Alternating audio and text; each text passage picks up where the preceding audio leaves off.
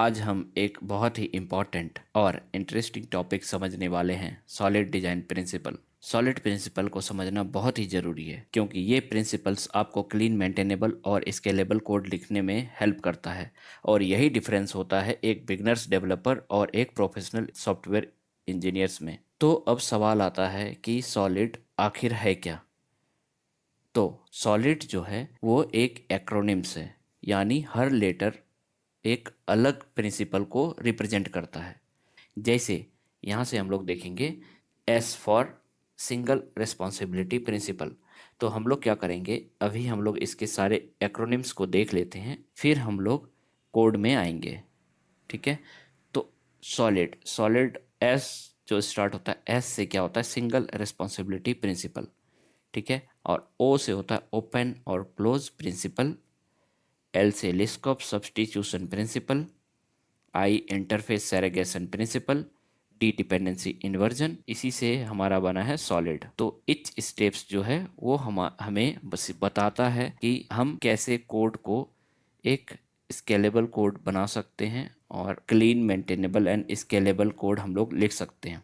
तो जब ये वीडियो कंप्लीट हो जाएगा तो आप लोगों को अच्छे से समझ में आ जाएगा कि ये सॉलिड प्रिंसिपल होता क्या है, और आप लोग इसका यूज़ करना स्टार्ट कर दोगे अपने काम में। और इन पांचों को एक एक करके रियल वर्ल्ड एग्जांपल से स्टेप बाय स्टेप समझेंगे, ताकि ये आपको सिर्फ थ्योरेटिकल ना लगे बल्कि प्रैक्टिकली भी क्लियर हो जाएगा। तो स्टार्ट करते हैं हम लोग फर्स्ट लेटर जो है सिंगल रिस्पॉन्सिबिलिटी प्रिंसिपल से।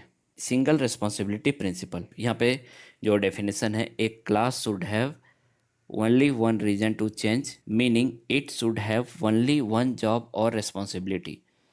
तो एक क्लास को चेंज करने का सिर्फ एक ही रीजन होना चाहिए। हम लोग उसमें कई सारे चीज़ मिक्स मैच नहीं करेंगे क्लास में।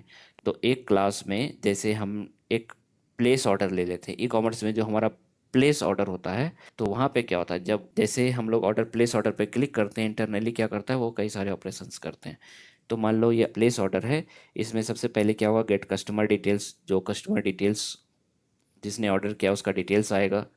ठीक है। गेट प्रोडक्ट डिटेल्स, वो प्रोडक्ट का डिटेल्स आएगा, उसका प्राइस क्या है, उसका क्वांटिटी अवेलेबल है या नहीं, जो ऑर्डर हो रहा है उस टाइम पे, वो सारा कुछ आएगा।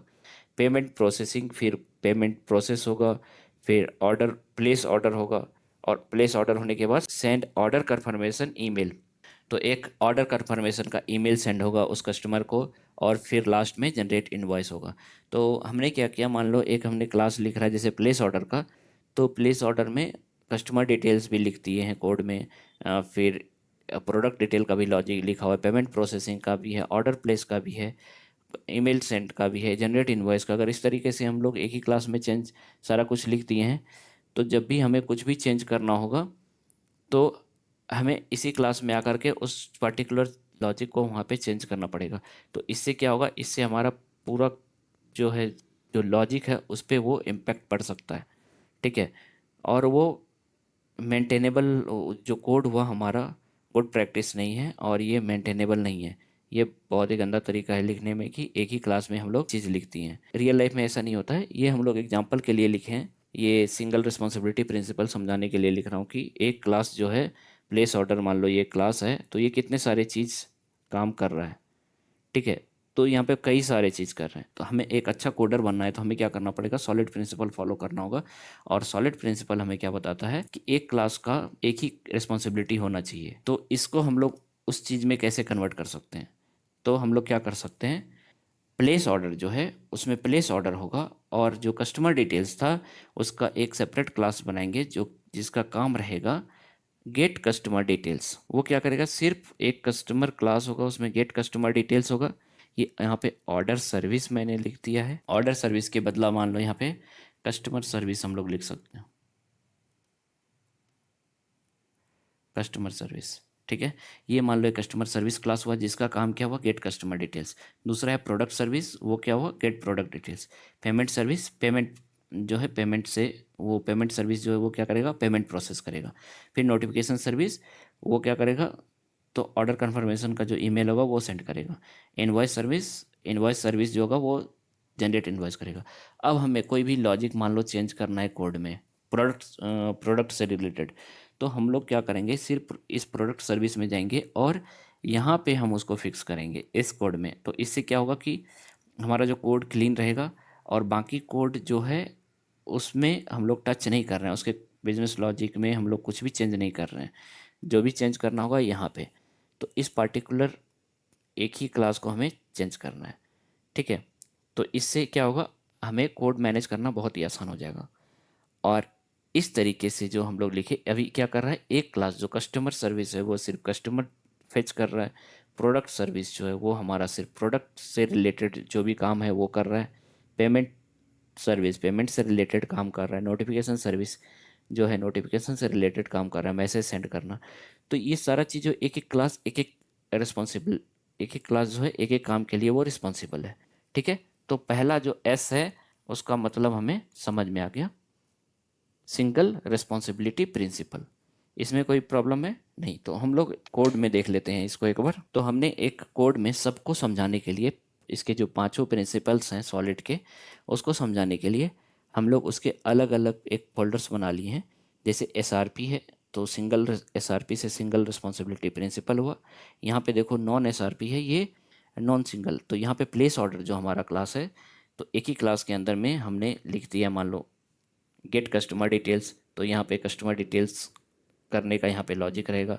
दूसरा जो होगा वो यहाँ पे गेट प्रोडक्ट डिटेल्स, उसका मेथड यहाँ पे लिखा रहेगा, गेट प्रोडक्ट डिटेल्स से related. Payment details, payment processing से डिटेल्स से उसका मेथड होगा। फिर ऑर्डर प्लेस से रिलेटेड होगा, सेंड कन्फर्मेशन ईमेल से होगा, जनरेट इनवॉइस। तो एक क्लास जो है वही सारा काम कर रहा है। ठीक है, यहाँ पे हमने सारा लॉजिक नहीं लिखा है, इस चीज़ को समझाने के लिए मैंने बनाया इस तरह का क्लास कि एक क्लास जो है वही सारा काम कर रहा है। तो हमें अगर कुछ भी चेंज करना होगा इसी क्लास में आकर के चेंज करना पड़ेगा। इससे क्या होगा, हमारा जो है मैनेज करना आसान नहीं होगा कोड, और ये स्टैंडर्ड तरीका नहीं है लिखने का। ठीक है, और ये हमारा यहाँ पे सिंगल रिस्पॉन्सिबिलिटी प्रिंसिपल को वायलेट कर रहा है। ठीक है, तो अब इसका जो सही तरीका हुआ वो क्या हुआ, यहाँ पे एसआरपी में है, ये नॉन एसआरपी था, अब यहाँ एसआरपी। अभी क्या किया हमने, देखो कस्टमर डिटेल्स का एक अलग क्लास बना लिया, यहाँ पे मेथड नेम दे दिया गेट कस्टमर डिटेल्स। अब यहाँ पे गेट कस्टमर डिटेल्स का जो भी हमारा कस्टमर डिटेल्स होगा उसका हम लोग इसमें लॉजिक लिखेंगे। जैसे कस्टमर डिटेल्स फेच करना हो या डेटाबेस से या फिर कोई एपीआई से, तो इस मेथड के अंदर हमें लॉजिक लिखना होगा। ईमेल सर्विसेज का हमने ईमेल सर्विसेज का यहाँ पे सेपरेट बना लिया है, ईमेल सर्विसेज क्लास। इनवॉइस के लिए हम लोग क्या किया, इनवॉइस सर्विस बना लिए हैं जो कि जनरेट इनवॉइस करेगा। ऑर्डर सर्विस के लिए क्या क्या है, ऑर्डर सर्विस क्लास बना लिया है जो कि ऑर्डर प्लेस करेगा। पेमेंट सर्विस क्या है, पेमेंट सर्विस का क्लास बना लिया है, प्रोसेस पेमेंट, पेमेंट प्रोसेस करेगा वो। फिर प्लेस ऑर्डर जो है हमारा, उसमें क्या किए हम लोग, ऑर्डर प्लेस करने के लिए सबसे पहले कस्टमर सर्विस हो गया, और प्रोडक्ट सर्विस, पेमेंट सर्विस, जितने सारे भी क्लास बनाए सबका हमने ऑब्जेक्ट बना लिया है यहाँ पे।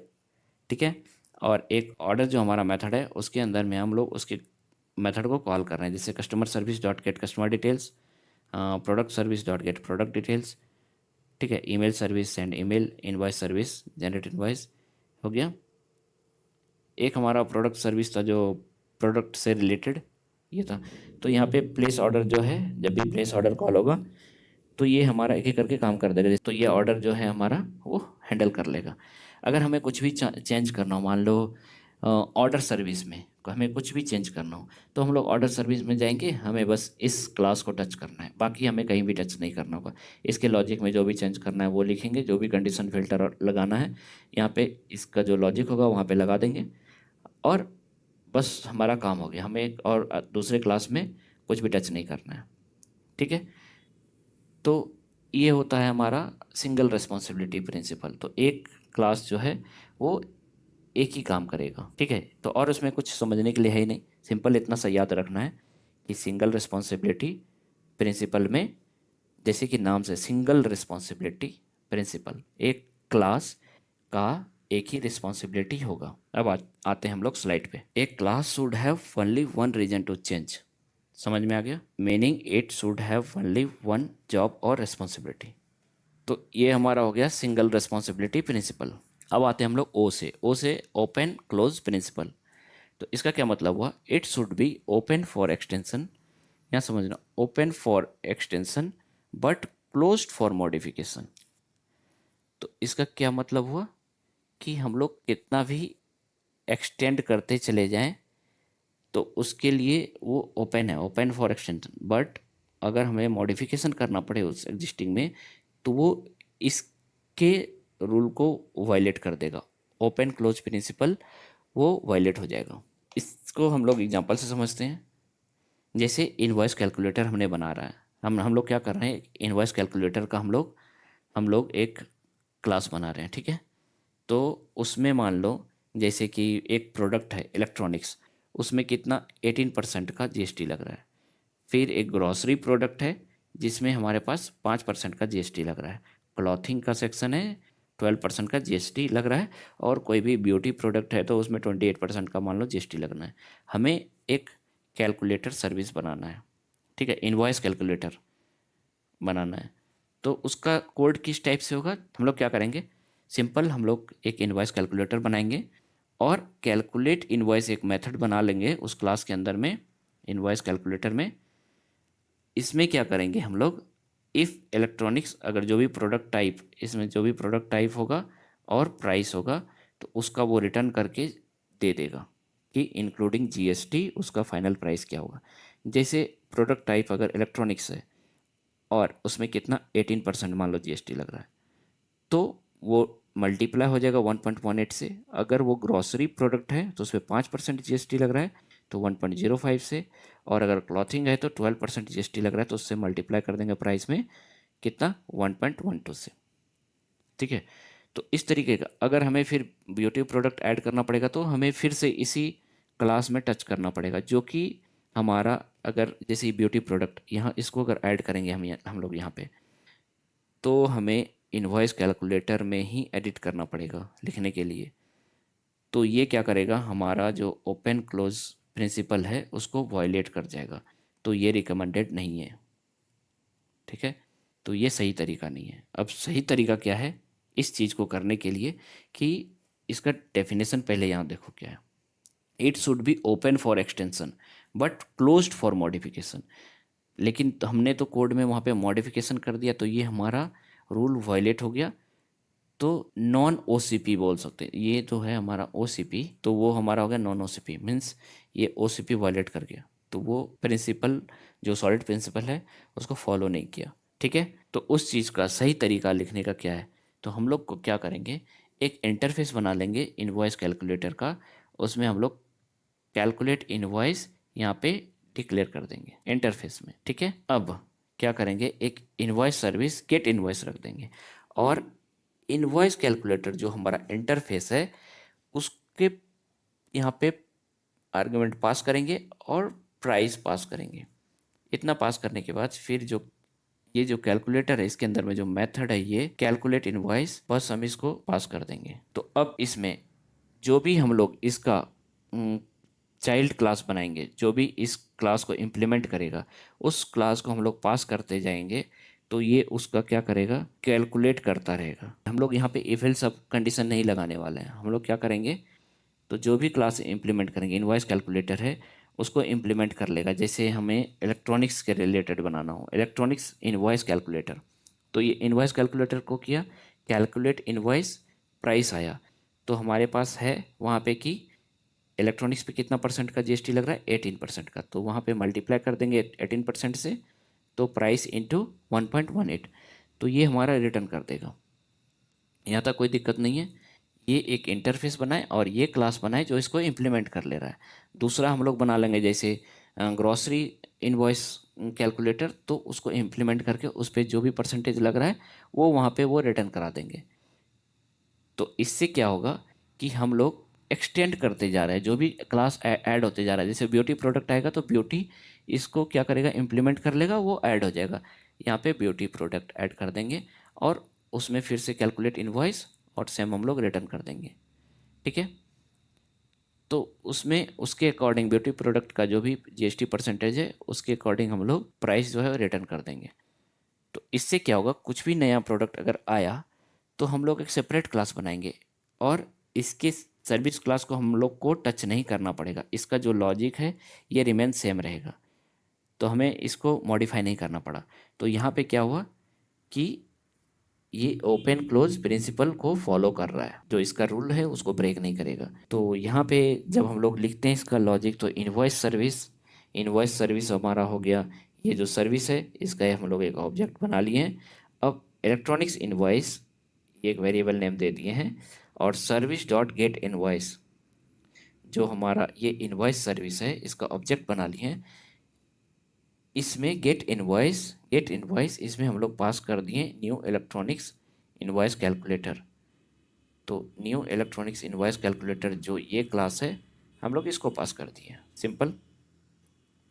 और यहाँ पे जो भी प्राइस डालेंगे तो इंक्लूडिंग जीएसटी वो यहाँ पे प्राइस रिटर्न आ जाएगा, ठीक है। अब इसमें अगर ब्यूटी प्रोडक्ट डालेंगे तो गेट इनवॉइस में ब्यूटी का इनवॉइस कैलकुलेटर पास कर देंगे तो वो रिटर्न कर देगा जीएसटी ऐड करके प्राइस में, ठीक है। तो यहाँ पे कोई प्रॉब्लम नहीं होना चाहिए। हमने क्या किया, एक हमने इंटरफेस बना लिया, इंटरफेस में वो डिक्लेयर कर दिया। अब जितने भी प्रोडक्ट बनाते जाएंगे हम लोग बस सब इसको इम्प्लीमेंट करते जाएगा, और उसी क्लास में हम लोग उसको चेंज करते जाएंगे। अब मान लो इलेक्ट्रॉनिक्स का कैलकुलेटर है, इसमें कुछ जीएसटी चेंज हो गया तो हम लोग इसके मेन कोड में जो है उसमें चेंज नहीं करेंगे। हम लोग बस इलेक्ट्रॉनिक्स से रिलेटेड जो भी हमारा कोड लिखा हुआ है वहाँ पे जाएंगे और उसका 18 से, मान लो 20% हो गया तो 18 से 20% इंक्रीज कर देंगे। तो सिर्फ हमें चेंज करना पड़ेगा इलेक्ट्रॉनिक्स में, बाकी सब जो प्रोडक्ट है वो वैसे ही रहेगा, उसको हमें कुछ भी चेंज नहीं करना पड़ेगा। कुछ नया आते जाएगा तो हमें बस एक्सटेंड करते जाना है। तो यही ओपन क्लोज प्रिंसिपल है कि open for extension and closed for modification. तो इंटरफेस हो गया तो इसको एक्सटेंड कर लिया, जो भी क्लास इसमें बनते जाएगा हम उसको इम्प्लीमेंट करते जाएंगे। कुछ भी नया प्रोडक्ट आया तो हमें एग्जिस्टिंग क्लास में हमें कुछ भी टच नहीं करना है, कोई भी कोड चेंज नहीं होगा, हम बस इसको इम्प्लीमेंट करते चले जाएंगे। तो ये एग्जांपल हो गया किसका, ओपन क्लोज प्रिंसिपल का। यहाँ तक कोई प्रॉब्लम नहीं होना चाहिए। हम लोग कोड भी देख लेते हैं इसका, इसको हम लोग सबको क्लोज कर देते हैं। अब OCP ओपन क्लोज प्रिंसिपल, यहाँ पे सबसे पहले नॉन OCP है, तो नॉन OCP में हमने वही किया है, एक कैलकुलेटर ऐड किया है, प्रोडक्ट टाइप प्राइस, और इफ एल्स कंडीशन लगाया जो हमने स्लाइड पे देखा था कोड, यहाँ पे भी सेम ही है। इलेक्ट्रॉनिक्स डॉट इक्वल जो भी प्रोडक्ट पास करेगा वो मैच करेगा कि ग्रॉसरी है, क्लॉथिंग है या फिर इलेक्ट्रॉनिक्स है, उसके अकॉर्डिंग वो जीएसटी उसमें अप्लाई करेगा और रिटर्न कर देगा प्राइस, ठीक है। और यहाँ पे जो हमारा मेन क्लास है इसमें हम लोग कैसे कर रहे हैं देखो, इसमें हम लोग कर रहे हैं इनवॉइस कैलकुलेटर और कैलकुलेटर डॉट कैलकुलेट इनवॉइस। तो इसका जो इनवॉइस कैलकुलेटर बना है और ऑब्जेक्ट बना के हम बस इसको कॉल कर रहे हैं। तो सिंपल है, हम लोग रन कर देंगे इसको, और जैसे ही रन करेंगे तो क्या आएगा हमारा, ये रिटर्न क्या करेगा देखो, इलेक्ट्रॉनिक्स इनवॉइस 1180, ये इंक्लूडिंग जीएसटी है। तो हमने इलेक्ट्रॉनिक्स का प्राइस 1000 पास किया है, तो इलेक्ट्रॉनिक्स का जो भी 18% जो था वो इसमें ऐड होकर के वो रिटर्न हो जाएगा। ग्रॉसरी इनवॉइस में जो भी था 5% वो इसमें ऐड होकर के रिटर्न हो जाएगा। क्लॉथिंग्स इनवॉइस में इसका जो भी परसेंटेज था जीएसटी इंक्लूडिंग जीएसटी वो यहाँ पे ऐड हो जाएगा। अगर हमें नेक्स्ट ब्यूटी प्रोडक्ट से रिलेटेड कुछ भी ऐड करना है तो हमें फिर से इस कोड में जाके मॉडिफाई करना पड़ेगा, जो कि ये सॉलिड के रूल के खिलाफ है, वो हम लोग इसमें नहीं कर सकते, ठीक है। तो उसके लिए हम लोग क्या करेंगे, उसके लिए जो हमने बनाया यहाँ पे जैसे एक इंटरफेस बना लिए हैं, बाकी को क्लोज कर देते हैं। जैसे हमने एक इंटरफेस बना लिया है, डबल कैलकुलेट इनवॉइस प्राइस। अब हम लोग जो भी क्लास बनाएंगे इसको क्या करेगा, इम्प्लीमेंट करते जाएगा इस मेथड को। तो जैसे हम लोग इलेक्ट्रॉनिक्स से रिलेटेड बना रहे हैं तो electronics implement calculator invoice calculator, तो यहाँ पे ओवर ऐड कर दिया इसके मेथड को और अपने अकॉर्डिंग इसमें वो जीएसटी ऐड कर दिया, ठीक है। वैसे ही हो गया क्लॉथिंग का भी यहाँ पे ऐड कर दिया 12% जीएसटी, और फिर ग्रॉसरी का जो भी जीएसटी होगा, मान लो यहाँ पे 5% तो 5% ऐड कर दिया इस तरीके से। तो सिंपल एनी हो, जाने अनजाने में हम लोग इसी तरीके से कोड लिखते हैं। अगर आप लोग नहीं फॉलो कर रहे हो तो वो हमारा सॉलिड प्रिंसिपल को वायलेट कर रहा है, ठीक है। और इनवॉइस सर्विस, अब एक इनवॉइस सर्विस है तो ये क्या करेगा, यहाँ से इनवॉइस कैलकुलेटर रख दिया। तो जो हमारा इंटरफेस है वो यहाँ पे इनवॉइस कैलकुलेटर पास कर रहा है और प्राइस। तो कोई भी हमारा चाइल्ड क्लास कितना भी ऐड करें तो हमें यहाँ पे कुछ भी एडिट नहीं करना पड़ेगा, कुछ इस क्लास में कुछ भी चेंज नहीं करना पड़ेगा, क्योंकि हमने यहाँ पे इंटरफेस को ही यहाँ पे रखा है और कैलकुलेटर डॉट कैलकुलेट इनवॉइस। तो कैलकुलेट इनवॉइस जो भी क्लास आएगा इंटरफेस के अंदर हमारा डिक्लेयर है कैलकुलेट इनवॉइस, और जो भी नया क्लास हम लोग बनाएंगे तो वो क्या करेगा, वो उसको इम्प्लीमेंट करेगा कैलकुलेट इनवॉइस को। तो अकॉर्डिंग टू जो उसके अकॉर्डिंग जो जीएसटी होगा वो रिटर्न करेगा यहाँ पे।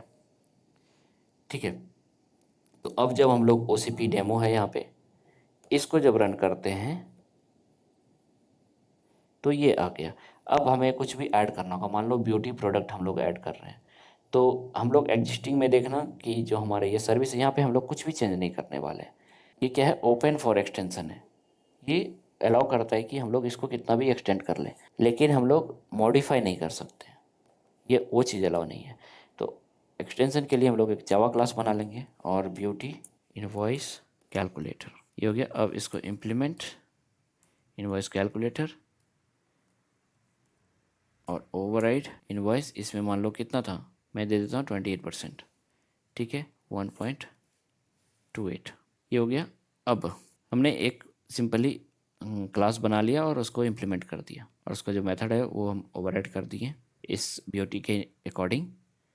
अब जो हमारा यहाँ पे डेमो है, यहाँ पे देखो double beauty invoice service dot beauty invoice calculator, और मान लो यहाँ पे 2000 का या 1000 का हम लोग ब्यूटी का प्रोडक्ट खरीदें तो कितना हो जाएगा इसका जीएसटी।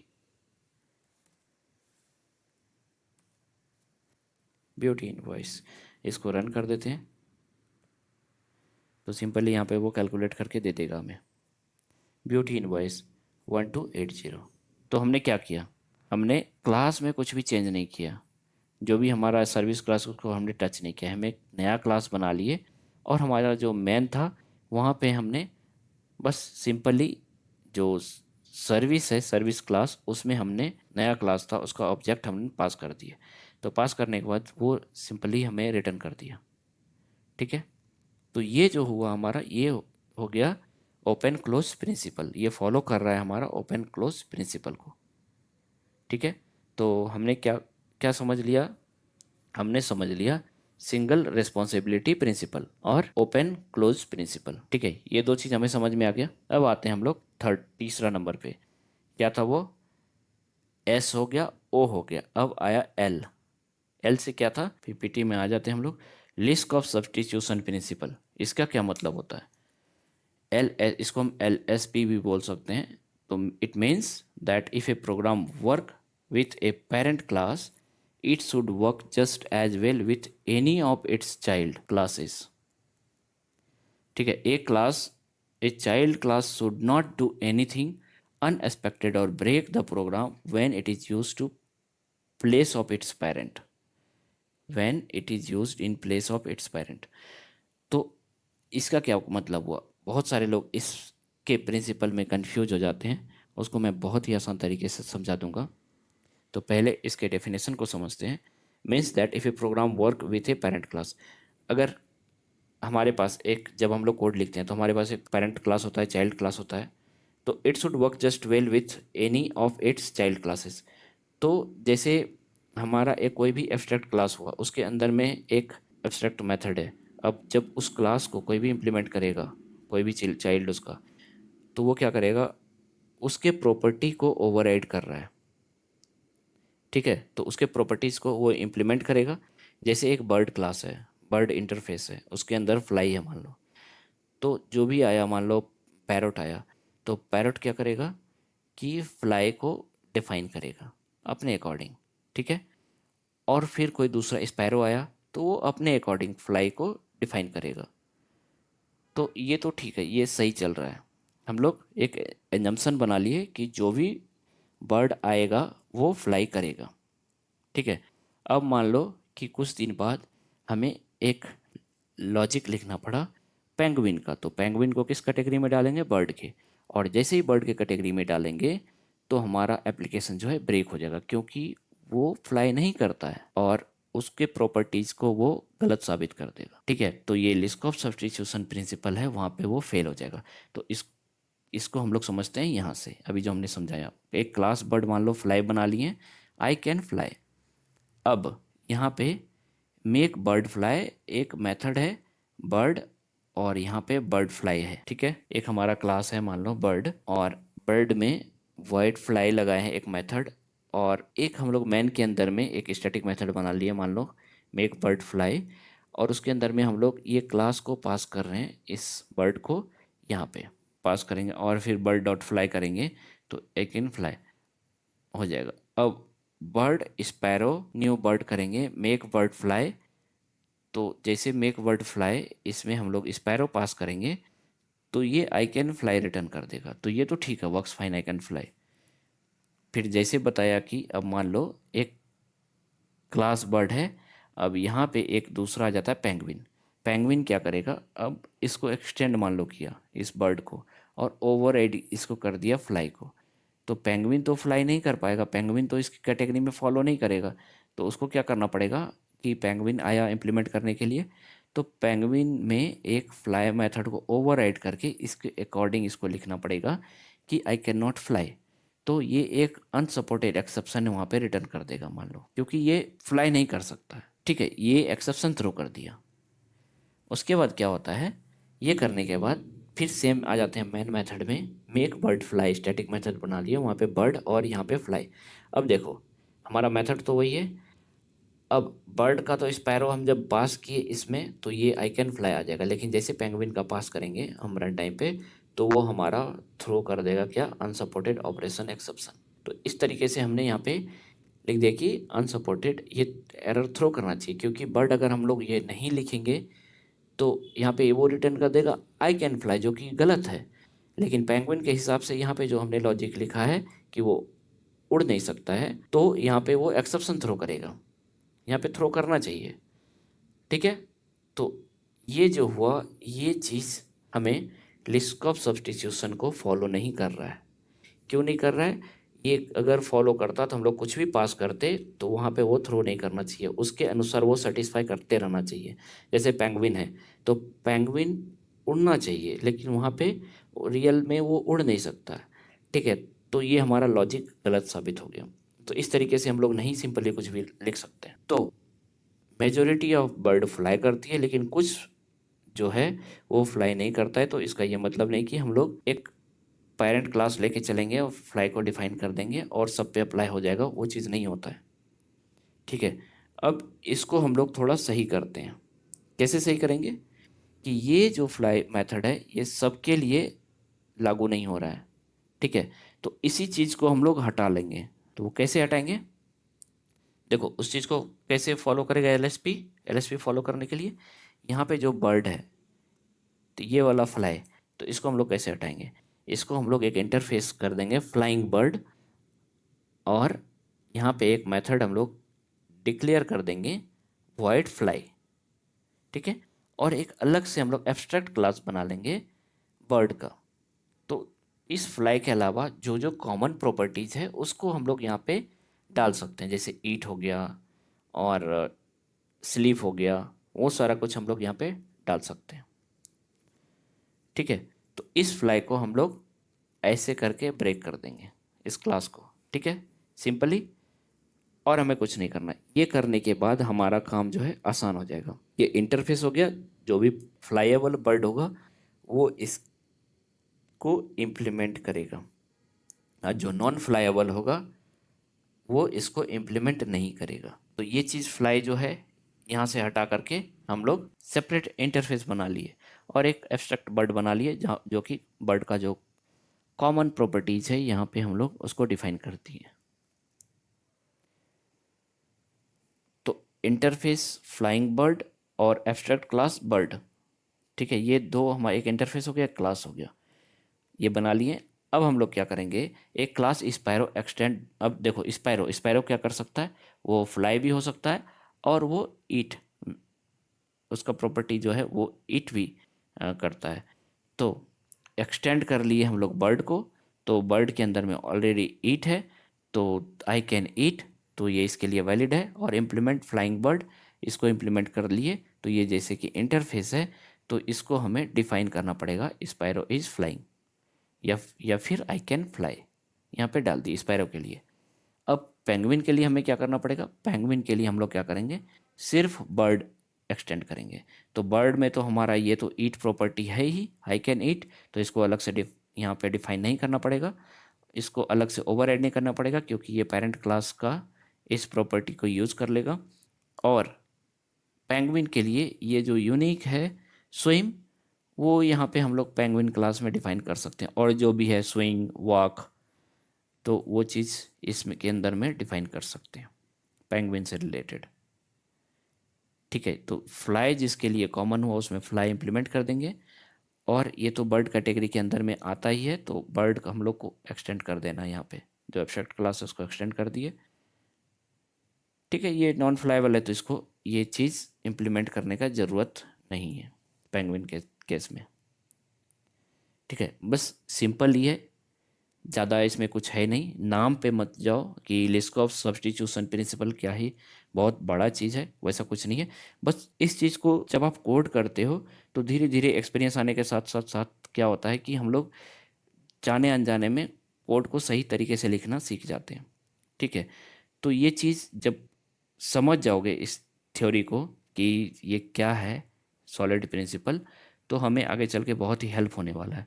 और बहुत लोग इस चीज़ को फॉलो भी करते हैं, लेकिन जब इंटरव्यू में क्वेश्चन पूछा जाता है तो वो बता नहीं पाते हैं कि वो चीज़ क्या होता है, सही से डिफाइन नहीं कर पाते। आई होप कि जो भी हम समझाने का कोशिश कर रहे हैं आप लोगों को अच्छे से समझ में आ रहा हो। अगर कुछ इसमें डाउट हो तो मुझे कमेंट सेक्शन में ज़रूर बताएं।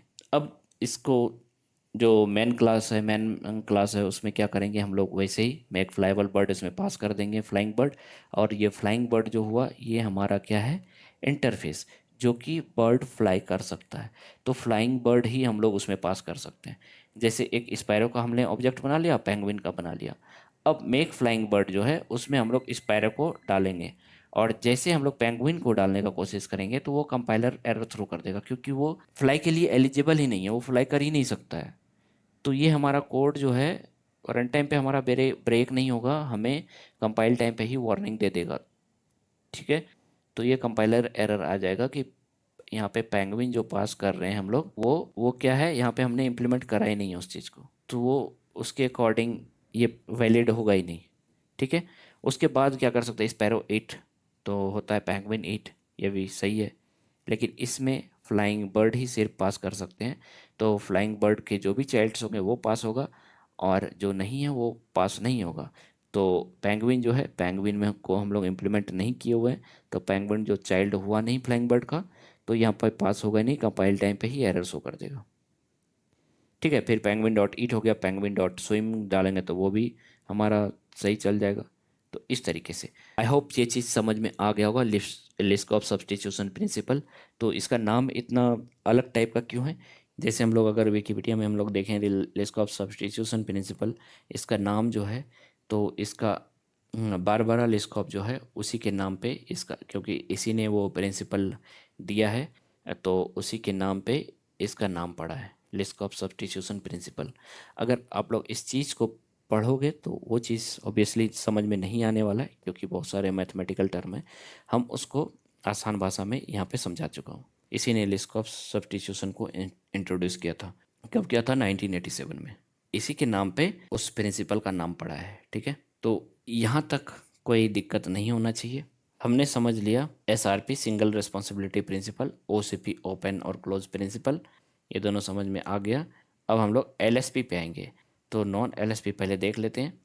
तो यहाँ पे हमने बर्ड का एग्जांपल जैसे लिया है, ठीक है, तो एक क्लास हमने बना लिया है जैसे फ्लाई, तो ये चीज़ समझ गए हो। पेंगुइन पेंगुइन जो कि फ्लाई नहीं कर सकता है, तो इसको अगर ओवर ऐड करके वो बता देगा कि आई कैन नॉट फ्लाई, ये एक्सेप्शन थ्रो कर देगा। और फिर मेन मेथड में एक मेथड स्टैटिक मेथड बना लिए हैं, जिसमें मेरा काम क्या है, एक पेरेंट क्लास को हम लोग पास कर रहे हैं, उसके डॉट फ्लाई मेथड, उसका जो मेथड है उसको हम लोग कॉल कर रहे हैं। तो यहाँ पे जो भी उसके चिल्ड्रन एलिमेंट को हम लोग पास करेंगे वो रन हो जाना चाहिए। लेकिन जैसे बर्ड स्पैरो है, स्पैरो उसके चाइल्ड ऑब्जेक्ट को हम लोग पास किए, ये वाला जो है वो सही काम कर गया। लेकिन जब हम लोग पेंगुइन को पास कर रहे हैं, पेंगुइन का ऑब्जेक्ट बना के, तो ये जो कि फ्लाइबल नहीं है, तो वो थ्रो कर देता है क्या, कि अनसपोर्टेड ऑपरेशन। अगर इस तरीके से मान लो कि है और हमने क्या किया, सिंपली कोड लिखा है और सिंपली हम लोग इसके चाइल्ड एलिमेंट को पास करते रहेंगे, जो कि वो कर ही नहीं सकता है, तो वो क्या हो जाएगा, हमारा कोड जो है वो ब्रेक हो जाएगा और यहाँ पे वायलेट हो जाएगा सॉलिड प्रिंसिपल का। एलएसपी जो है हमारा वो violate, LSP means risk of substitution principle, वो वायलेट हो रहा है। तो ये सही तरीका नहीं है। तो हम लोग क्या करेंगे, जैसे बर्ड तो ठीक है, लेकिन ये अगर पेरेंट बना रहे हैं इस क्लास को, तो ये फ्लाई हम लोग सबके ऊपर नहीं थोप सकते हैं कि हाँ सारे बर्ड्स फ्लाई करते हैं। ठीक है, तो हम लोग इसको क्या करेंगे, तो जैसे बर्ड बनाए तो बर्ड में आ जाता है कि एक फ्लाइबल भी होता है, कुछ बर्ड्स जो होते हैं नॉन फ्लाइबल भी होता है, जैसे पेंगुइन। अब पेंगुइन जो है स्विम स्विम कर सकता है और कुछ बर्ड नहीं भी स्विम कर सकता है। इसमें बहुत सारे कैटेगरीज आ जाते हैं। ठीक है, तो जो जो चीज़ कॉमन नहीं है सारे बर्ड्स में, उसको क्या करेंगे, हम लोग सेपरेट एक इंटरफेस बना लेंगे। जैसे कि स्वान हो गया, डक हो गया, ये सारे स्विम कर सकते हैं। पेंगुइन हो गया, स्विम कर सकते हैं, लेकिन स्पैरो स्विम स्विम नहीं कर सकता है। पैरट स्विम नहीं कर सकता है। ठीक है, और फ्लाई, पेंगुइन फ्लाई नहीं कर सकता है, स्पैरो फ्लाई कर सकता है। तो ये चीज़ हो गया, बहुत तरह की कैटेगरी के बर्ड्स होते हैं। तो हम सबको हम लोग एक ही प्रॉपर्टी के लिए फोर्स नहीं कर सकते हैं, और सारे चिल्ड्रन एलिमेंट को हम लोग सेमी प्रॉपर्टी के लिए नहीं फोर्स कर सकते हैं। ठीक है, तो ये इसको सिंपली ये वायलेट कर रहा है। तो अब हम लोग इसका जो जो एलएसपी को फॉलो कर रहा है वो कौन सा है, जो एलएसपी के अकॉर्डिंग है, हम लोग सिंपली उसको जब ओपन करेंगे तो हमें समझ में आ जाएगा। यहाँ पे एक इंटरफेस बना लिया है, सेपरेट कर दिया है फ्लाई। अब जो भी बर्ड्स फ्लाइएबल होगा उसी में हमको इम्प्लीमेंट करना है। फिर मान लो कि स्विम होता है, फिर इंटरफेस हम लोग स्विमेबल बर्ड लिख देंगे। तो जो भी बर्ड स्विम कर सकती है उसी में, उसी के चिल्ड्रन क्लास में हम लोग उसको इम्प्लीमेंट करेंगे। तो उसी में हम लोग उस चीज़ को इम्प्लीमेंट करेंगे। ठीक है, तो जैसे यहाँ पे फ्लाइंग बर्ड ले लिए, वो फ्लाई हो गया। अब यहाँ पे एब्स्ट्रैक्ट क्लास बर्ड है, तो पब्लिक वॉइड ईट डाल दी। ये कॉमन होता है, जितने भी बर्ड्स हो उसको तो ईट प्रॉपर्टी जो है वो कॉमन रहेगा ही। सारे बर्ड्स इस मेथड को ओवरराइड कर सकता है। ठीक है, तो एक चीज़ हमने ये ले लिया है ईट मेथड, उसके अलावा भी ईट, स्लीप, वो सब ले सकते हैं। फिर आता है हमारा स्पैरो। अब स्पैरो क्या होता है, वो एक्सटेंड कर दिया बर्ड, जो कि ईट प्रॉपर्टी है, इसके अंदर जो ईट मेथड है वो इसको यूज़ कर लेगा, पेरेंट क्लास के मेथड को, और इम्प्लीमेंट करेगा फ्लाइंग बर्ड। जो स्पैरो वो फ्लाई भी कर सकता है, तो स्पैरो इज फ्लाइंग। और पेंगुइन जो है वो सिर्फ एक्सटेंड करेगा बर्ड को, और पेंगुइन का जो एक्स्ट्रा फीचर होता है वो क्या करता है, वो स्विम भी कर सकता है, तो पेंगुइन इज स्विमिंग। फिर फॉलो एलएसपी, जो ये हमारा मैन मेथड है, ये हम स्टैटिक मेथड बना दिए हैं।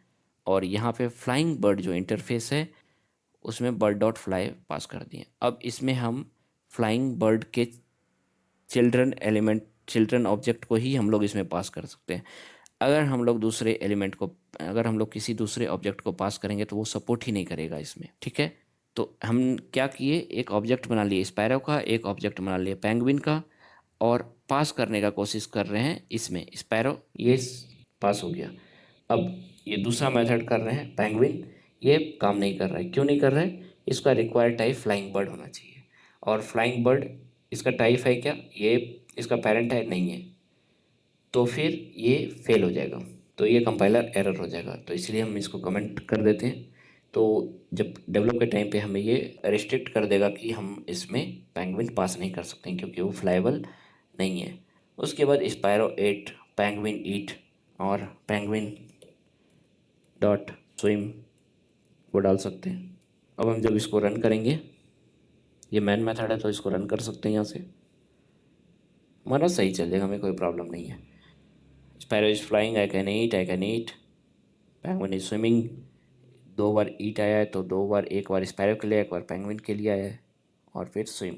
ठीक है, तो ये एक सिंपल, चलो ठीक है, ये बर्ड से रिलेटेड हो गया। दूसरा जो है, मान लो एक बैंकिंग से रिलेटेड, जिसको मैं एक्सप्लेन करना चाह रहा था। यहाँ पे एक, इसको क्लोज कर देते हैं इस दोनों को, अब आ जाता है हम लोग बैंकिंग अकाउंट। मान लो कि ये पब्लिक एक बेस अकाउंट है जिसका ऑपरेशन है विदड्रॉ। ठीक है, ये जाने अनजाने में हम लोग मान लो एक विदड्रॉ मेथड बना लिए। हम क्या बोल रहे हैं, हम एक डेवलपर हैं, हमें बैंकिंग का एप्लीकेशन लिखने दिया गया है, बैंकिंग का कोड लिखने दिया गया है, तो हम लोग क्या किए, एक बेस अकाउंट बना लिए विदड्रॉ, और जो भी इसके फीचर्स होते हैं सब चीज़ डाल सकते हैं, जो भी एक्शन आइटम होगा इसमें सारा कुछ डाल सकते हैं। तो अभी जैसे विदड्रॉ डाला है तो विदड्रॉ हो गया। तो यहाँ पे क्या होता है, अब फिक्स डिपॉजिट आ गया। फिक्स डिपॉजिट किसी ने एक्सटेंड कर दिया बेस अकाउंट। अब जैसे बेस अकाउंट करेगा फिर तो एफडी का क्या मतलब होगा, अगर मैच्योर से पहले ही हम लोग उसको निकाल लिए तो विड्रॉ नहीं होना चाहिए एलिजिबल उसमें, जब तक उस वो जो मैच्योर नहीं होगा तो तब तक नहीं होना चाहिए। तो withdraw is not allowed for fix deposit account, यहाँ से मनी विड्रॉ नहीं होना चाहिए जब तक कि वो हमारा सेविंग अकाउंट में नहीं आ जाएगा। फिक्स डिपॉजिट अकाउंट में विड्रॉ नहीं होना चाहिए। तो इसका जो फिक्स डिपॉजिट का प्रॉपर्टी है उसमें हम लोग एक एक्सेप्शन थ्रो कर दिए हैं कि ये नहीं होना चाहिए। ठीक है, अब जब हम लोग सेविंग अकाउंट में गए, सेविंग अकाउंट में बेस अकाउंट, तो सेविंग अकाउंट एक्सटेंड कर रहा है बेस अकाउंट को, तो इसका जो विड्रॉ है यही से मेथड उसमें यूज़ कर रहा है। अब जब हम लोग इसको कॉल करेंगे, ठीक है, सेविंग अकाउंट का जो हम लोग बना लिए ये सेविंग अकाउंट का ऑब्जेक्ट, और फिर फिक्स डिपॉजिट का अकाउंट का ऑब्जेक्ट, उसके बाद सेविंग डॉट विड्रॉ कर लिए तो ये सही काम कर जाएगा। लेकिन जैसे ही हम लोग विड्रॉ करेंगे किसका, फिक्स डिपॉजिट का, तो वो काम नहीं करेगा, क्योंकि यहाँ से जो एफडी में है वो ये जो एफडी है ये जो बेस अकाउंट को एक्सटेंड कर रहा है लेकिन विड्रॉ सपोर्ट नहीं करेगा, नहीं करना चाहिए, तो ये एक्सेप्शन थ्रो करेगा। तो इस तरीके से अगर हम लोग कोड लिखेंगे तो हमारा जो है ये वायलेट कर जाएगा LSP principle, list of substitution principle हमारा वायलेट हो जाएगा। तो इसको सही तरीका क्या है कि जो भी मेथड मान लो कि सब चिल्ड्रन के लिए एलिजिबल नहीं है तो उसको क्या करेंगे, हम लोग सेपरेट इंटरफेस बना लेंगे। तो विड्रॉ जैसे है तो विड्रॉएबल एक करके इंटरफेस बना लेंगे। तो सिंपली हम लोग आ जाते हैं जो एलएसपी है बैंक में, और विड्रॉएबल एक इंटरफेस बना लिए, उसमें विड्रॉ है। अब इसको वही क्लास इम्प्लीमेंट करेगा जो कि विड्रॉएबल होगा। जैसे सेविंग अकाउंट विड्रॉएबल है तो उसको इम्प्लीमेंट कर लिया। बैंक अकाउंट क्या है, बैंक अकाउंट एक एब्स्ट्रैक्ट क्लास है जिसमें कि बैलेंस चेक कर सकते हैं हम लोग, डिपॉजिट कर सकते हैं। ठीक है, तो फिक्स डिपॉजिट जो है एक्सटेंड्स बैंक अकाउंट, तो यहाँ पे ये डिपॉजिट हो सकता है और नहीं भी हो सकता है, लेकिन एग्जांपल के लिए इसको समझो। ठीक है, डिपॉजिट हम लोग मान लेते हैं कि ठीक है फिक्स अकाउंट में हम लोग डिपॉजिट कर सकते हैं, जनरली वन टाइम होता है, लेकिन हम लोग विड्रॉ को नहीं कर सकते हैं। विड्रॉ जो है फिक्स डिपॉजिट के लिए एलिजिबल नहीं है, तो इसलिए इसमें हम लोग इम्प्लीमेंट नहीं किए हैं विड्रॉएबल। ठीक है, तो ये कितना आसान है। हम लोग क्या कर रहे हैं कि एक इंटरफेस बना दिए और जिसके लिए वो चीज़ एलिजिबल होगा उसमें वो इम्प्लीमेंट करेंगे, नहीं होगा नहीं करेंगे। तो सेविंग अकाउंट के लिए था, सेविंग अकाउंट में इम्प्लीमेंट कर लिए, फिक्स डिपॉजिट के लिए नहीं है, फिक्स डिपॉजिट में इम्प्लीमेंट नहीं करना है, सिंपल। अब एलएसपी मेन क्लास जो हमने बनाया क्या किया है, और कुछ है, सेविंग अकाउंट हो गया, फिक्स डिपॉजिट हो गया, बैंक अकाउंट हो गया। बैंक अकाउंट बस एक एब्स्ट्रैक्ट, बैंक अकाउंट एक एब्स्ट्रैक्ट क्लास है जो कि उसमें जो भी मेथड है वो सेविंग के लिए भी होगा और इसके लिए भी फिक्स डिपॉजिट अकाउंट के लिए भी होगा। तो यहाँ पे आ गया सेविंग अकाउंट, सेविंग अकाउंट का ऑब्जेक्ट बना लिया, फिक्स डिपॉजिट का ऑब्जेक्ट बना लिया है। विड्रॉ अमाउंट में हम लोग ये सेविंग टाइप पास करें, सेविंग ऑब्जेक्ट पास कर रहे हैं और ₹100 कर रहे हैं तो वो विड्रॉ हो जाएगा। और इसमें हम लोग अगर पास करने का कोशिश करेंगे फिक्स डिपॉजिट जो कि उसका टाइप नहीं है, प्रोवाइडेड टाइप विड्रॉएबल रिक्वायर कर रहा है विड्रॉएबल, लेकिन वो नहीं है क्योंकि विड्रॉएबल ये जो फिक्स डिपॉजिट है ये विड्रॉ जो है विड्रॉएबल होना चाहिए जब भी पास कर रहे हैं हम लोग। इसको बड़ा कर लो, यहाँ से समझो जो फिक्स डिपॉजिट है वो क्या विड्रॉएबल है, नहीं, कैसे नहीं है। फिक्स डिपॉजिट क्लास में हम लोग जाएंगे, यहाँ पे देखो इम्प्लीमेंट किया है विड्रॉ को, तो ये कहाँ से इसका टाइप हो जाएगा, नहीं हो पाएगा। तो ये fixed account, fix deposit account जो है वो बस बैंक अकाउंट को ही एक्सटेंड कर रहा है, यहाँ पे इम्प्लीमेंट नहीं कर रहा है विड्रॉएबल को। विड्रॉएबल के लिए एलिजिबल हो जाता तो विड्रॉ हमें इससे नहीं करना है तो इसलिए हमने नहीं किया है, सिंपल है, कुछ नहीं है इसमें। और ये विड्रॉ अमाउंट में जब ये विड्रॉएबल नहीं है तो हम यहाँ पास नहीं कर सकते, कंपाइल टाइम पे ही हमें रोक देगा। तो यहाँ पे हमें बैड कोडिंग को ये अवॉइड कर देगा। और फिर सेविंग डॉट डिपॉजिट, डिपॉजिट हो सकता है एफ डी डॉट डिपॉजिट, ये डिपॉजिट हो सकता है कोड के अकॉर्डिंग, ठीक है। तो ये हो गया। जब हम लोग इसको रन करेंगे तो withdraw 100 from saving account, deposit to saving account, deposit to fix deposit account. तो डिपॉजिट हो गया, लेकिन हमें विड्रॉ फिक्स डिपॉजिट अकाउंट से विड्रॉ नहीं होगा, ठीक है। तो यहाँ तक समझ में आ गया है। तो हमने क्या क्या समझा? सिंगल रिस्पॉन्सिबिलिटी प्रिंसिपल, ओपन और close principle, list of substitution principle, ये तीन हमने समझ लिया। अब चलते हैं हम लोग नेक्स्ट में क्या है? Interface segregation. इसमें कुछ नहीं है, सिंपल सा चीज़ है। It state the client should not force to depends on interface they do not use. इस चीज़ को समझने के लिए जो क्लाइंट है, क्लाइंट एलिमेंट, क्लाइंट मतलब समझ लो चाइल्ड ऑब्जेक्ट। तो चाइल्ड है, जैसे एक पेरेंट हो गया, एक चाइल्ड हो गया।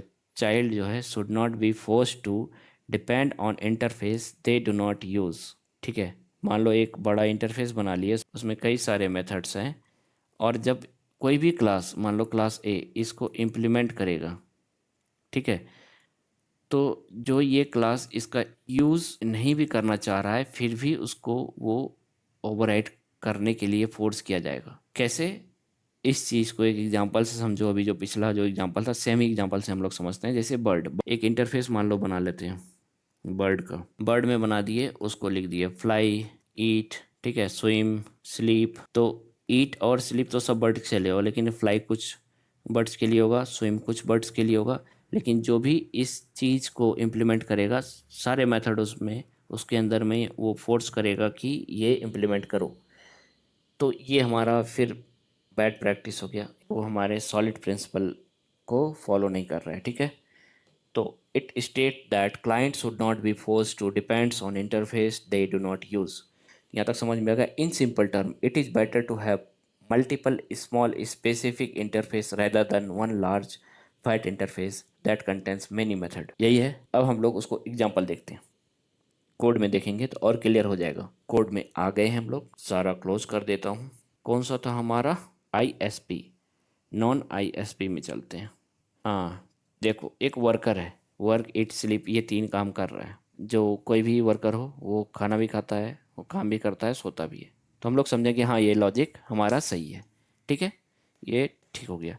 लेकिन अब हम एक ही टाइम पे अब क्या आ रहा है? अब कई सारे रोबोट भी वर्कर बन गए हैं। तो क्या क्या वो ईट, खाना खाएगा? नहीं। सोएगा? नहीं। तो वो सिर्फ वर्क करेगा। तो उस केस में ये हमारा फेल हो जाएगा। तो रोबोट वर्कर जो है, यहाँ पे जैसे इम्प्लीमेंट करेगा वर्कर को, तो यहाँ पे क्या कर रहा है? ये ओवरराइड फोर्स कर रहा है इसको ओवरराइड करने के लिए, रोबोट वर्किंग। फिर ईट, ईट हम लोग चलो हटा देते हैं। ये हमें यहाँ पे एरर देने लगेगा कि जो भी हमारा मेथड है उसको ओवरराइड करने के लिए, ठीक है। ये रोबोट डज नॉट ईट और sleep, robot does not sleep. तो जब ओवर ये फोर्स किया तो हमने क्या किया कि वहाँ से थ्रो एक्सेप्शन कर दिया। रोबोट जो है वो के लिए एलिजिबल नहीं, वो खाना खा नहीं सकता है और वो सो नहीं सकता है, ठीक है। तो हमें यहाँ से थ्रो कर रहे हैं एक्सेप्शन। ह्यूमन वर्कर के लिए ये सही है कि human is working, eating, sleeping, ये सारा मेथड काम करेगा, बट रोबोट के लिए नहीं करेगा। तो ये जो है इंटरफेस सेग्रीगेशन प्रिंसिपल को वायलेट करेगा। और इसको रन करके हम लोग देख सकते हैं। तो एक ही इंटरफेस में सारा मेथड डालने के बजाय हम लोग स्मॉल स्मॉल उस चीज़ को, इंटरफेस को हम लोग सेग्रीगेट कर सकते हैं। स्मॉल स्मॉल टास्क जो है एक एक इंटरफेस में हम लोग डिक्लेयर कर सकते हैं। तो human working, human eating, human sleeping, robot working, उसके बाद एक्सेप्शन आ गया robot does not eat, exception robot does not sleep. ये इस केस में नहीं है, इसी को हम लोग अलग अलग कर देंगे। एक वर्केबल हो जाएगा और दूसरा ईट और स्लीप को हम लोग एक कैटेगरी में रख देंगे, दूसरे कैटेगरी में। तो वर्केबल को हम लोग रोबोट के साथ इम्प्लीमेंट कर देंगे, बाकी जो है ईट स्लीप उसको हम लोग ह्यूमन के साथ इम्प्लीमेंट कर देंगे, तो हमारा काम हो जाएगा। तो देख लेते हैं इंटरफेस सेग्रीगेशन प्रिंसिपल। हम लोग एक बना लिए हैं इंटरफेस ईटेबल, उसके अंदर में सिर्फ ईट रख दिए हैं। दूसरा है वर्केबल, सिर्फ वर्क रख दिए हैं। तीसरा है स्लीपेबल, उसमें बस स्लीप हम लोग डिक्लेयर कर दिए। अब हम लोग ह्यूमन वर्कर जो है उसको इम्प्लीमेंट करेगा। वर्केबल भी है, ईटेबल भी है और स्लीपेबल भी है। वो रख के उसके सारे मेथड को हम लोग डिफाइन यहाँ पे करती है। ठीक है। और ये जो है रोबोट वर्कर में हम लोग इम्प्लीमेंट बस वर्केबल किए। ठीक है, रोबोट वर्किंग। तो ये समझाने के लिए हम लोग कर दिए कि इंटरफेस को हम लोग स्मॉल स्मॉल चंक में हम लोग कर सकते हैं। तो अगर हमारे पास रोबोट और ह्यूमन है तो ऐसा नहीं कि सिंगल सिंगल ही रखना है। तो जैसे वर्केबल है तो वर्क एक अलग कर दो और ईटेबल और स्लीपेबल को एक में भी कर सकते हैं। जैसे ईटेबल हो गया और स्लीपेबल का जो स्लीप मेथड है, तो उस दोनों मेथड को हम लोग एक में इंटरफेस में डिक्लेयर कर सकते हैं। ठीक है, आईएसपी डेमो। अब हम इसको workable human work, workable robot, robot worker लगा दिए, ह्यूमन वर्क और रोबोट वर्क ऐसे लिख दिए थे। फिर ईटेबल के लिए ह्यूमन और ये स्लीपेबल के लिए ह्यूमन वर्कर और स्लीपेबल ह्यूमन डॉट स्लीप। इस तरीके से हम लोग कर सकते हैं। तो ये हमारा हो गया आईएसपी प्रिंसिपल। अब आता है हमारा डिपेंडेंसी इन्वर्जन प्रिंसिपल। इसमें क्या है, डीआईपी इसको बोलते हैं, dependency inversion principle is defined by two key rules. ठीक है, तो पहला रूल्स है वो क्या है, high level module should not depends on low level module. तो यहाँ पे दो चीज़ ध्यान में रखना, एक हाई लेवल मॉड्यूल एंड एक लो लेवल मॉड्यूल। तो high level module should not depend on low level module, both should depend on abstraction. तो दोनों जो है लो level module and high level module बस एब्स्ट्रैक्शन पे डिपेंड करेगा। हाई लेवल मॉड्यूल कभी भी लो लेवल मॉड्यूल पे डिपेंड नहीं करना चाहिए। High level modules contains core business logic. High level module क्या होता है, जिस क्लास में कोर बिजनेस लॉजिक होता है उसको हम लोग हाई लेवल मॉड्यूल बोलते हैं। और low level module contains implementation details such as database और फाइल सिस्टम एक्सेस, ये सारा लो लेवल मॉड्यूल हो गया। जिसमें इम्प्लीमेंटेशन सिंपली इम्प्लीमेंटेशन डिटेल होता है, कोई कोर बिजनेस लॉजिक है नहीं, तो वो हमारा लो लेवल मॉड्यूल हो गया। और एब्स्ट्रैक्शन आर इंटरफेस और abstract class that defines a contract for specific behaviour. तो एब्स्ट्रैक्शन जो होता है वो एब्स्ट्रैक्ट क्लास या फिर इंटरफेस क्लास को, वो हमारा एब्स्ट्रैक्शन हो गया। तो abstraction should not depends on details. जो एब्स्ट्रैक्शन है वो डिटेल्स पे डिपेंड नहीं होना चाहिए। Details should depends on the abstraction. उसका डिटेल्स है वो एब्स्ट्रैक्शन पे डिपेंड होना चाहिए। This means the interface should not care about specific of its implementation. तो इंटरफेस को मतलब नहीं होना चाहिए कि जो वो इम्प्लीमेंट कैसे करेगा नहीं करेगा, वो चिल्ड्रन एलिमेंट पे छोड़ देना चाहिए। उसका जो इम्प्लीमेंटेशन क्लास है उसके ऊपर छोड़ देना चाहिए। तो इंटरफेस बस डिक्लेयर करेगा और वो छोड़ देगा कि किस तरीके से उसका जो इम्प्लीमेंटेशन क्लास होगा वो उसको डिफाइन करता है। This concrete implementation class must confirm to the interface contract. जो कॉन्क्रीट क्लास होगा मतलब उसका जो इम्प्लीमेंटेशन क्लास होगा, must confirm to interface contract, वो इंटरफेस के कॉन्ट्रैक्ट को कन्फर्म होना चाहिए। यहाँ पे तीन चीज़ आया है, high level module, low level module, abstraction. ठीक है, इसी चीज़ को ध्यान में रखना और हमें सारा कुछ समझ में आ जाएगा। देखो डिपेंडेंसी इन्वर्सन, ईमेल सेंडर एक हम लोग क्लास बना लिए जिसको हम लोग लो लेवल मॉड्यूल बोलते हैं, जहाँ पे कि हमें ईमेल सेंडर हो गया, सेंड ईमेल एक मेथड, ईमेल सेंडर क्लास के अंदर में एक मेथड है, वो क्या काम करेगा, बस ईमेल सेंड करेगा और उसमें एक प्रिंट कर दी यहाँ पे ईमेल। ठीक है, ये क्या हुआ, लो लेवल मॉड्यूल। इसका काम है ईमेल सेंडर सेंड ईमेल, और इसमें कुछ नहीं है, एक क्लास है हमारा सिंपल सा, इसमें कोई लॉजिक नहीं है, कुछ नहीं है, बस इम्प्लीमेंट किया हुआ है ईमेल सेंडर। अब यहाँ पे जो है हाई लेवल हो गया। अब हाई लेवल जो हुआ, यहाँ से देखो, high level module should not depends on the low level module. First इसका रूल है, डिपेंडेंसी इन्वर्सन का फर्स्ट रूल क्या हुआ, high level module should not depends on low level module. तो जो ये लो लेवल मॉड्यूल हुआ और ये जो हाई लेवल मॉड्यूल हुआ, ये इस पे डिपेंड नहीं होना चाहिए। तो यहाँ पे हाई लेवल मॉड्यूल क्या हुआ, जहाँ पे हम लोग बिजनेस लॉजिक लिखते हैं, जैसे ईमेल नोटिफिकेशन सर्विस, ये सर्विस क्लास हो गया हमारा। यहाँ पे ईमेल सेंडर हम लोग ले लिए, ये तो लो लेवल मॉड्यूल था, यहाँ पे हम लोग इसका ऑब्जेक्ट बना रहे हैं इसके कंस्ट्रक्टर में। तो ये क्या हो गया, यहाँ पे ये डिपेंडेंट हो गया किस पे, लो लेवल मॉड्यूल पे। एक तरह से बोल सकते हो टाइटली कपल्ड हो रहा है ईमेल सेंडर पे। तो इसका जब भी ऑब्जेक्ट कॉल होगा तो ये एक ईमेल सेंडर का ऑब्जेक्ट बना देगा। जैसे हम लोग एक कंस्ट्रक्टर के अंदर में ये लिख दिए हैं, तो जब भी हम लोग नोटिफिकेशन सर्विस का ऑब्जेक्ट बनाएंगे तो उसी टाइप पे ईमेल सेंडर का भी ऑब्जेक्ट बन जाएगा, क्योंकि डायरेक्ट हम लोग जो लो लेवल क्लास है वो डायरेक्ट हम लोग हाई लेवल में इम्प्लीमेंट कर रहे हैं। और यहाँ पे एक मेथड है नोटिफाई, फिर ईमेल सेंडर, इसका जो है वो सेंड ईमेल हम लोग कॉल कर रहे हैं। वहाँ जो भी मैसेज पास करेंगे वो यहाँ पे सेंड ईमेल और मैसेज अपेंड हो जाएगा। तो हम लोग नोटिफिकेशन का ऑब्जेक्ट बनाएंगे, जैसे ईमेल सेंडर का ऑब्जेक्ट बनेगा, और नोटिफाई जो कॉल करेंगे तो वो ये वाला मेथड यहाँ से कॉल हो जाएगा। लेकिन हमारा प्रिंसिपल जो है डिपेंडेंसी इन्वर्जन प्रिंसिपल, वो क्या बोलता है, high level module should not depends on the low level module. तो ये जो है हमारा कोड, ये जो कोड हुआ, तो ये जो कोड हुआ ये हमारा वायलेट कर गया डिपेंडेंसी इन्वर्सन प्रिंसिपल, क्योंकि high level module should not depends on the low level module, यहाँ पे डायरेक्टली डिपेंडेंट हो रहा है। तो ये हमारा वायलेट हो गया, रूल नंबर 1 हमारा ब्रेक हो गया। अब हम लोग यहाँ पे एक इंटरफेस बना लिए, जिसमें हम लोग डिफाइन कुछ नहीं करना है, बस एक हम लोग डिक्लेयर कर दिए सेंड मैसेज। ठीक है, मैसेज सेंडर इंटरफेस बनाए। Next, email sender implement message sender, जो ईमेल सेंडर है वो मैसेज सेंडर को इम्प्लीमेंट कर लिया। अब हमारा सेंड मैसेज हो गया यहाँ पे सिंपल, ये कर लिया। ठीक है, ईमेल सेंडर मैसेज सेंडर। अब हम लोग कोई दूसरा भी मेथड बना के इम्प्लीमेंट कर सकते हैं, जैसे एसएमएस सेंडर कर सकते हैं, फिर मैसेज सेंडर को इम्प्लीमेंट करके एसएमएस का जो लॉजिक होगा सेंड मैसेज में वो लिख सकते हैं। फिर आता है हमारा जो सर्विस क्लास है, नोटिफिकेशन सर्विस। यहाँ पे पहले हम लोग ईमेल सेंडर लिखे थे, अभी आ गया हमारा मैसेज सेंडर। मैसेज सेंडर है हमारा इंटरफेस। ठीक है, और नोटिफिकेशन सर्विस में मैसेज सेंडर हम लोग यहाँ पे डाल रहे हैं।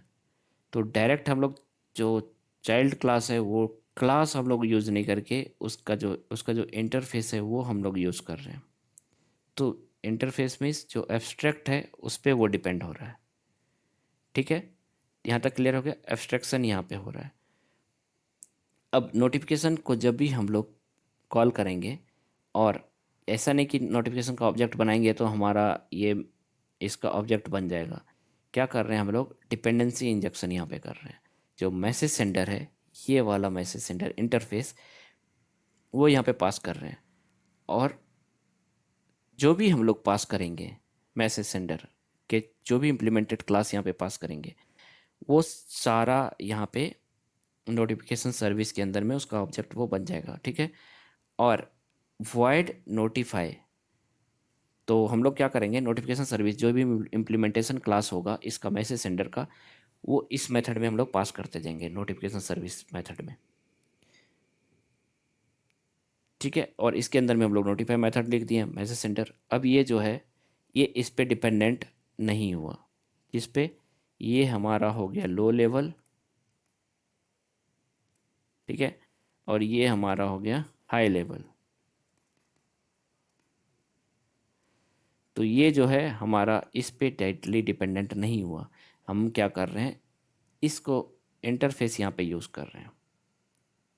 अब कोई भी क्लास आए इसको इम्प्लीमेंट करेगा, जैसे मान लो एसएमएस सेंटर, उसको इम्प्लीमेंट किया, जिसको मैसेज सेंटर।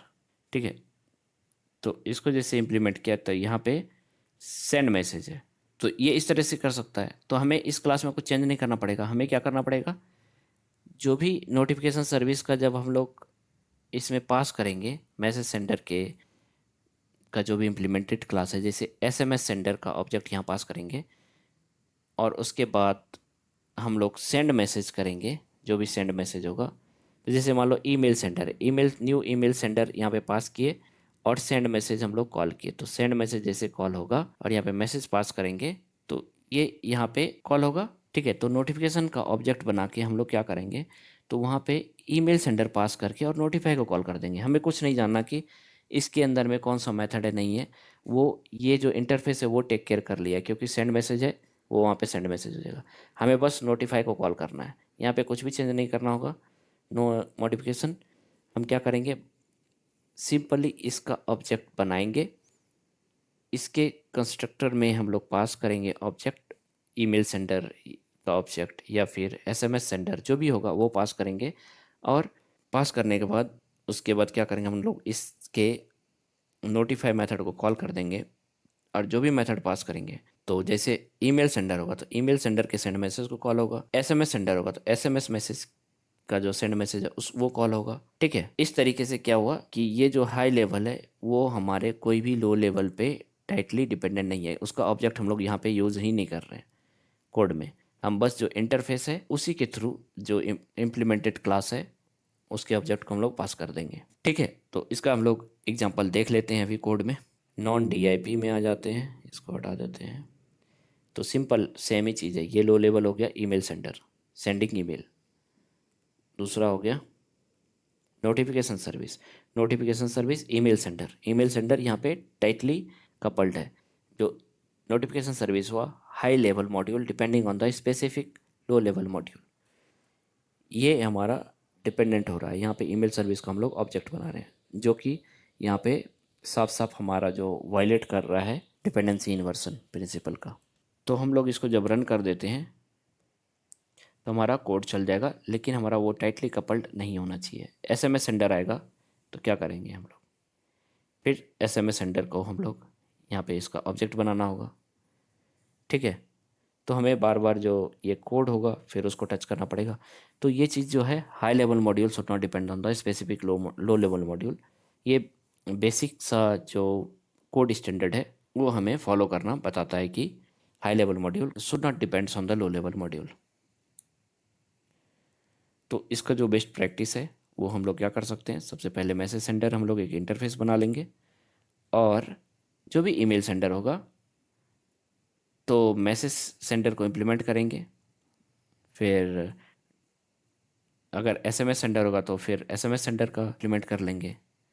और फिर कुछ नहीं है, ये नोटिफिकेशन सर्विस है, एक जो सर्विस है हमारा, यहाँ पे मैसेज सेंडर जो हमारा इंटरफेस है उसके थ्रू हम लोग क्या करेंगे, डेटा को जो है इंजेक्ट करेंगे। तो मैसेज सेंडर हो गया, और ये मैसेज जो रेफरेंस हो गया जहाँ पे जो भी ऑब्जेक्ट पास होगा, जो भी उसका इम्प्लीमेंटेड ऑब्जेक्ट पास होगा तो वो यहाँ पे असाइन हो जाएगा, और तो इसके नोटिफिकेशन सर्विस के नोटिफाई को कॉल करेंगे तो जो भी इम्प्लीमेंटेशन क्लास का सेंड मैसेज होगा वो कॉल हो जाएगा।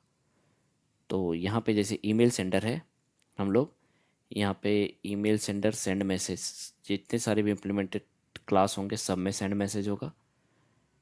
टीआईपी डेमो इस क्लास में देखो मैसेज सेंडर जो कि इंटरफेस है, न्यू ईमेल सेंडर हमारा इम्प्लीमेंटेड क्लास है।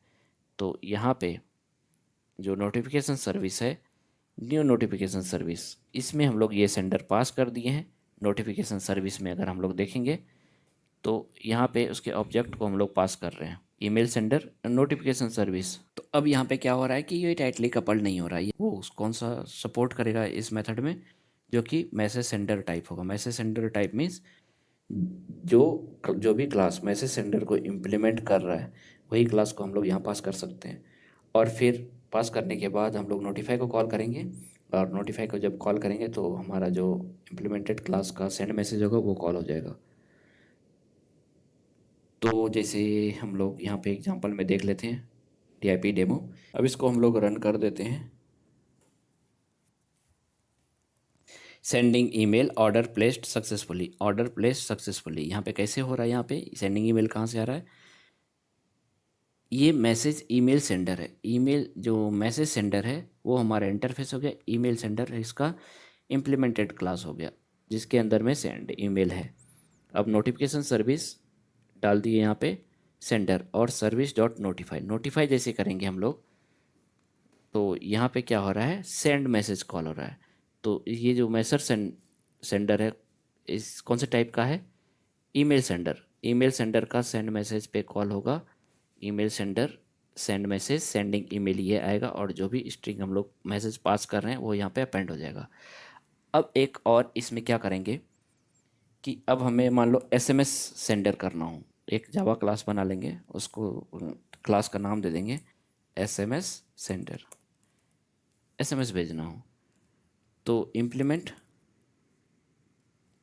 इम्प्लीमेंट्स क्या करेंगे, मैसेज सेंडर। तो ये हमारा सेंडिंग एसएमएस हो गया। अब यहाँ पे चले जाएंगे और हमें कहीं कुछ चेंज नहीं करना पड़ेगा, बस हम लोग मेन क्लास में चले जाएंगे।